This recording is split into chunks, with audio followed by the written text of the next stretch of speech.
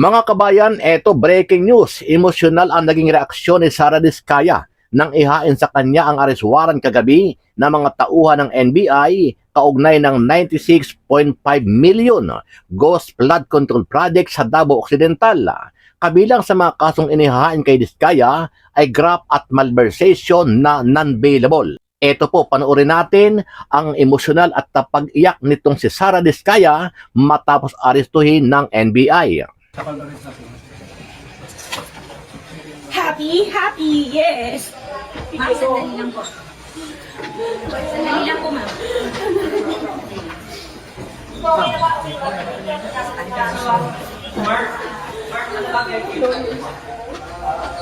Try another way. Try another way lang.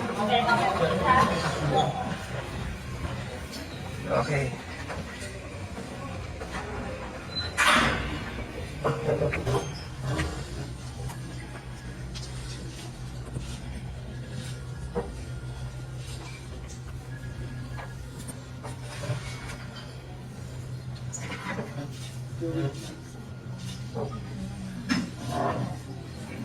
Examine first. Matatandaan na kagabi ay inanunsyo ni Pangulong Bongbong Marcos Jr. ang paglalabas ng warrant kay Diskaya at ilang opisyal ng DPWH na sangkot sa maanumalyang flood control project sa bansa. Ang kaso ni Diskaya ay non-bailable, ibig sabihin habang buhay siyang makukulong at hindi siya makakalabas kasi nga walang piyansa. Ang tanong kabayan magkakatotoo kaya ito? Gayong bilyonaryo na itong si Sara Diskaya? Yan po ang ating aabangan. Mga kababayan, magandang araw po sa inyong lahat.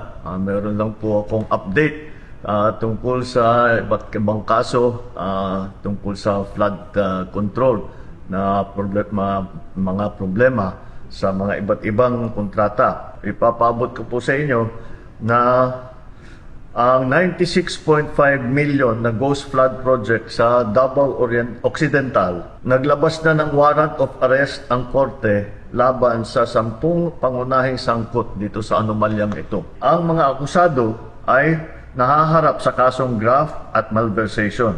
Ito pong mga kasong ito, hindi po bailable ito. Hindi pwedeng bayaran ang kanilang para sila'y makalabas sa kulungan. Kabilang na po rito si Sara Diskaya na sa kasalukuyan ay nasa kustodiya ng NBI. Bukod dito, may 8 opisyal pa ng DPWH ang nagpahayag na kagustuhan nilang sumuko.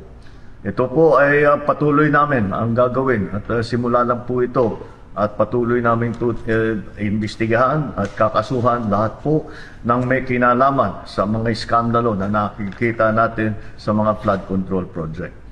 At titiyakin po natin na hindi lamang sila ay makakasuhan, kundi maibalik ang pera ng ating mga binayad ng ating mga kababayan ay ibalik sa kaba ng ating bansa. At maraming salamat po at magandang araw po sa